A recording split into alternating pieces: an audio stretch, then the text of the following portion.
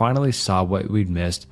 Under the bed, curled on her side, watching us with the excitement of a kid on Christmas morning, was my wife. She held her hands together just under her chin, and they were shaking eagerly. Now that she knew she'd been found, I could hear the quiet noises she was making, a sort of hiccuping sound in her throat, as if the excitement was just too much for her. It was unnerving to say the least. Wide eyes and the huge smile. Everything in me told me to run, but I forced it away.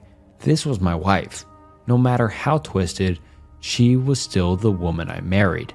I had to help her. "Lynn," I said softly. She didn't respond, but her head bobbed back and forth in two quick little movements as if she was nodding. "Baby, I just want to help, okay? Can you let me do that?" I asked.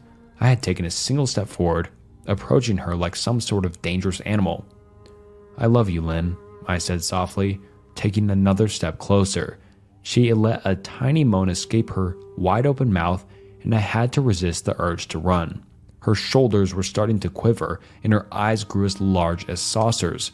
I crouched down so I could see her better, and immediately saw the blood. Her hands were covered in it. They trembled more the closer I got, as if she was barely able to contain herself. "Lynn, are you hurt? You're bleeding," I said. She bobbed her head again, her bloody fingers moving up and down as if playing an invisible piano. They occasionally grazed her chin, leaving smears of blood on her skin. I wanted to recoil in disgust. The smell that was coming off her was so revolting.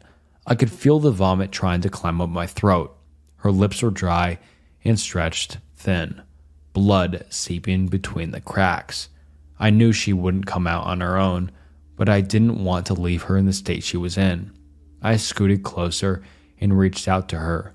The excitement, hiccuping sounds got louder, and her hands shook, fingers flexing. It was then that I could see the blood oozing from in between her fingers. "Oh my God, Lynn, you're bleeding," I said.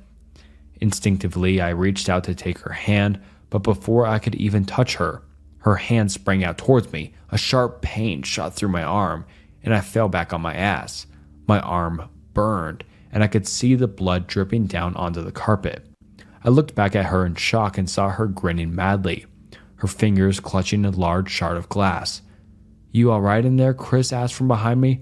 I turned my head slightly and nodded to him, cradling my arm to my chest. When I turned back to face Lynn, I saw that her focus had shifted. She wasn't looking at me anymore, and she wasn't smiling anymore either. She was staring past me,